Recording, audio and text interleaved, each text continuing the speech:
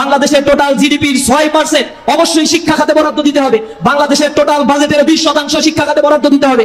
যদি এই জাতির উন্নতি করতে হয় তাহলে এই জাতির তরুণ প্রজন্মকে শিক্ষিত দক্ষ মানব সম্পদে তাদেরকে পরিণত করতে হবে। সম্মানিত ভিউয়ার্স, আজকের ভিডিওতে আপনাদেরকে দেখাবো অন্তর্বর্তীকালীন সরকার প্রধান ডক্টর মোহাম্মদ ইউনূসকে উদ্দেশ্য করে বাংলাদেশ ইসলামী ছাত্র শিবিরের সভাপতি একটি বিস্ফোরক মন্তব্য করেছেন। চলুন আজকের ভিডিওতে সেটি দেখে আসি। আমরা আশা করেছিলাম জুলাই অভ্যুত্থান পরবর্তী এই দেশে একটা কাঙ্ক্ষিত পরিবর্তন আমরা লক্ষ্য করতে পারবো।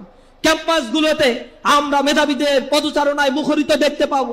আমরা প্রতিটি স্কুল কলেজের শিক্ষা ব্যবস্থার ধারাবাহিক একটা পরিবর্তন দেখতে পাবো। কিন্তু ইন্টিরিম গভর্নমেন্টের এই পদক্ষেপে আমরা হতাশ হয়েছি। তারা শিক্ষা সংস্কার কমিশন এখনো গঠন করতে পারে নাই। উচ্চ মাধ্যমিক শিক্ষা ক্ষেত্রে যে বরাদ্দ দেওয়ার কথা ছিল এই বরাদ্দের পরিমাণ কাঙ্ক্ষিত পর্যায়ে আমরা পাইনি। ইসলামী ছাত্র শিবিরের পক্ষ থেকে বিগত 10-15 বছর ধরে বা ধারাবাহিকভাবে বলা হচ্ছে বাংলাদেশের টোটাল জিডিপির 6% অবশ্যই শিক্ষা খাতে বরাদ্দ দিতে হবে। বাংলাদেশের টোটাল বাজেটের 20% শিক্ষা খাতে বরাদ্দ দিতে হবে। যদি এ জাতির উন্নতি করতে হয় তাহলে এ জাতির তরুণ প্রজন্মকে শিক্ষিত দক্ষ মানব সম্পদে তাদেরকে পরিণত করতে হবে। কিন্তু আমরা সেই জায়গায় পদক্ষেপ নিতে দেখছি না। আমরা আরো অবাক হয়েছি যখন বাংলাদেশে অনার্স মাস্টার্স পাশ করার পরে 30-40 হাজার বেকার যুবক সার্টিফিকেট নিয়ে ঘুরে বেড়ায়, অথচ এই সরকার তাদেরকে চাকরি দিতে পারে না। তখন শিক্ষার উপর থেকে মানুষের আস্থা দিনে দিনে কমে যায়। আর যখনই একটা জাতির শিক্ষার উপর থেকে আস্থা কমে যায় সে জাতিকে গোলামির জিনজিরে আবদ্ধ করে রাখা সহজ হয়। এ বাংলাদেশ সহ এই উপমহাদেশের ইতিহাস যদি বিশ্লেষণ করে তাহলে আপনারা দেখতে পাবেন এই বঙ্গপ্রদেশে মুসলিম সালতানাতের ইতিহাসের পরে 550 বছর মুসলমান যখন শাসন করেছিল এই উপমহাদেশের মানুষেরা ছিল বর্বর, শিক্ষিত ছিল না, সভ্যতার নাম পালাই তাদের ভিতরে ছিল না। এরপরে এখানে মুসলমানরা মক্তবের শিক্ষা স্কুল প্রাতিষ্ঠানিক শিক্ষা ব্যবস্থা তারা চালু করে এখানে প্রায় 82,000 মক্তব তারা প্রতিষ্ঠা করেছিল, যেখানে হাজার হাজার লক্ষ লক্ষ মানুষ শিক্ষা অর্জন করে সমাজ ব্যবস্থায় তারা অবদান রেখেছিল।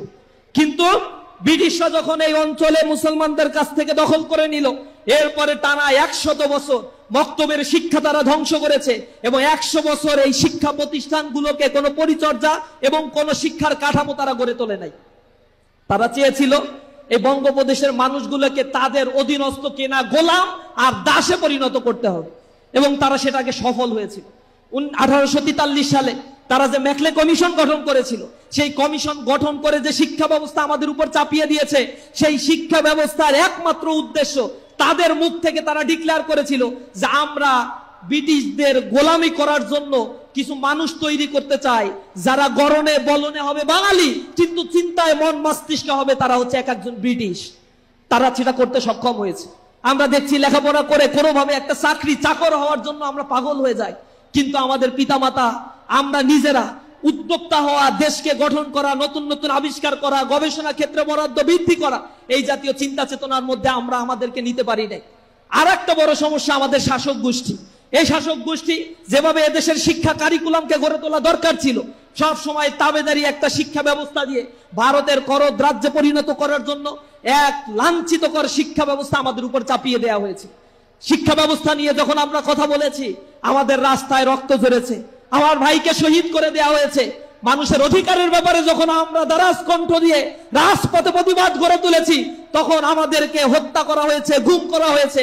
এ দেশ থেকে আমাদেরকে নিষিদ্ধ করে তারা মনে করেছিল তাদের অধীনস্থ একটা গোলামির জিনজিরে এ দেশের মানুষকে তারা আবদ্ধ করতে পারবে। কিন্তু মানুষ জেগে উঠেছে, তাদের গোলামির জিনজিরে আবদ্ধ না হয়ে বাংলাদেশ থেকে তাদেরকে বিতাড়িত করেছে।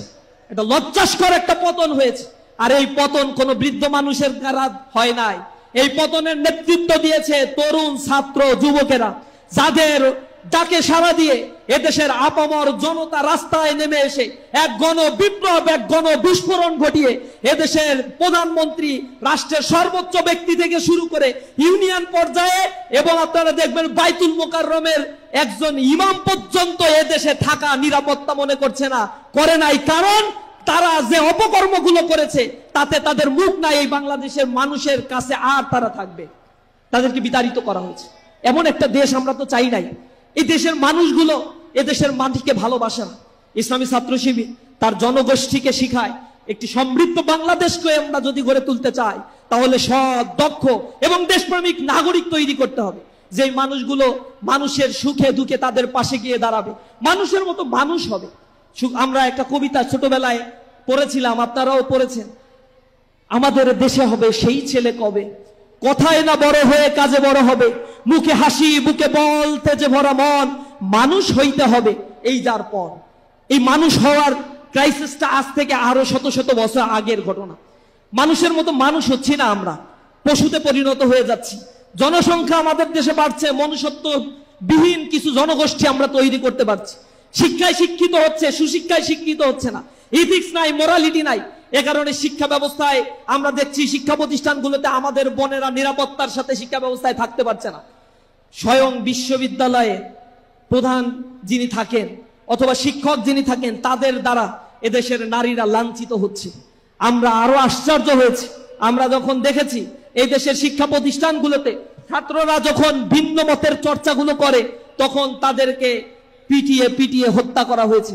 আবরারের মতো মেধাবী শিক্ষার্থীকে তারা রাতের বেলায় পিটিয়ে হত্যা করে এ দেশে এক কলঙ্কজনক অধ্যায় তারা রচনা করেছিল। আমরা ভালো মানুষ দেখতে পাইনি। এ কারণে মানুষের ব্যাপারে আমরা বলে থাকি, আপনারা জানেন যে আমরা বলি যে তুই মানুষের মতো মানুষ হ। এটা কেন বলে?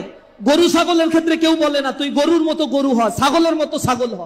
কারণ গরু ছাগল প্রাণীর যা করা দরকার তারা ঠিক সেই কাজটা করে, কিন্তু মানুষই হচ্ছে একটা প্রাণী যে তার যা করা দরকার সেই কাজটা তারা করে না। এজন্য তাকে শিক্ষিত হতে হয়, তাদের একাডেমিক্যালি এক্সিলেন্সি হতে হয়, পারিবারিক শিক্ষায় শিক্ষিত হতে হয়, মানুষের সাথে মিশে ব্যবহার বিধি শিখতে হয়। আমরা আমাদের শিক্ষা ব্যবস্থার ক্ষেত্রে এই জিনিসটা ইথিক্স এবং মোরালিটির অনেক বেশি গ্যাপ দেখেছি, যার ফলশ্রুতিতে আমরা অবাক হয়ে দেখি ইউনিভার্সিটি থেকে পাশ করে এই দেশে দুর্নীতির সাথে জড়িত হচ্ছে। এদেশের ডিসিএসপি ম্যাজিস্ট্রেট যারা হচ্ছে তাদের নামে বিলিয়ন বিলিয়ন ডলার পাচার করার অভিযোগ রয়েছে। এই দেশের আমরা বড় বড় প্রতিষ্ঠানগুলোতে যখন যাই, জুডিশিয়ারিতে বলেন, অ্যাডমিনিস্ট্রেশনে বলেন, এই জায়গাগুলোতে কাউকে চাকরি করতে গেলে 20 লক্ষ 30 লক্ষ টাকা একটা কনস্টেবলের চাকরিতে পর্যন্ত ঘুষ দিতে হয়। আমরা অবাক হয়ে যাই। লেখাপড়া করে এ দেশের জন্য মানুষেরা চাকরি করবে, সার্ভিস দিবে, তাকে ঢোকার আগেই যদি দুর্নীতিগ্রস্ত অবস্থায় তাকে ঢুকতে হয়, তাহলে এই সার্ভিসে ঢোকার পরে তো সে ওই দুর্নীতিটা করবেই। সুতরাং এই বাংলাদেশে যারা চাকরি করে তাদের একমাত্র ধান্দা আর চিন্তা ভাবনাই থাকে, আমি যে 20 লাখ দিয়ে ঢুকছি, এই 20 লাখ কিভাবে আগে উসুল করবো। ওই উসুল করার চিন্তা ভাবনা থেকে তার নৈতিকতা এবং মেধাকে তারা বিপর্যস্ত করে ফেলে। এরপরে তারা বলে ঘুষ খাবো নাকি ঘাস খাবো, ঘুষ না খাইলে তুমি কি আমারে টাকা দিবা এসে, আমি আলিশান ভাবে চলবো কিভাবে, এত লেখাপড়া করছি, এত খরচ করছি। মোরালিটি তারা বিসর্জন দিয়ে ফেলে। প্রিয় উপস্থিতি বন্ধুরা, তোমরা আজকে যারা এখানে রয়েছো, আগামী দিনে তোমরা এই বাংলাদেশের ভবিষ্যৎ। তোমরা যদি বাংলাদেশকে গড়ে তুলতে চাও, মেধা নৈতিকতার এক মেলবন্ধনে এ সমাজ ব্যবস্থাকে গড়ার এক তীব্র সংকল্প বুকে ধারণ করে তোমাদেরকে চলতে হবে।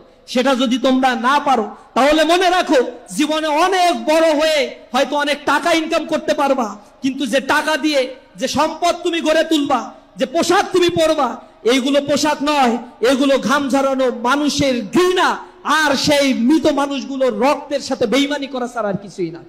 আমরা তোমাদের কাছে আহ্বান জানাই, সুন্দর একটি বাংলাদেশ গড়ার জন্য আজ থেকে লাল সবুজের এই বাংলাদেশের সার্বভৌমত্বকে আমরা ওন করব। ইসলামী ছাত্র শিবির তার প্রতিষ্ঠা লগ্ন থেকে এ দেশকে গড়ে তোলার জন্য এক একজন তরুণ যুবককে তৈরি করেছে, যাদের ব্যাপারে ব্লেম দেওয়া হয়। টাকনুগিরার উপরে প্যান্ট পরে, এটা হচ্ছে শিবির করে। 5 ওয়াক্ত নামাজ পড়ে, এটা হচ্ছে শিবির করে। হক কথা বলে, এটা হচ্ছে শিবির করে। ঘুষ খায় না, এটা হচ্ছে ছাত্র শিবির করে। দুর্নীতি করে না, এটা হচ্ছে ছাত্র শিবির করত। বিগত সময় এইভাবে ট্যাগ দিয়ে দিয়ে প্রত্যেকটা সেক্টর থেকে সব সৎ অফিসার গুলোকে অপসারণ করা হয়েছে।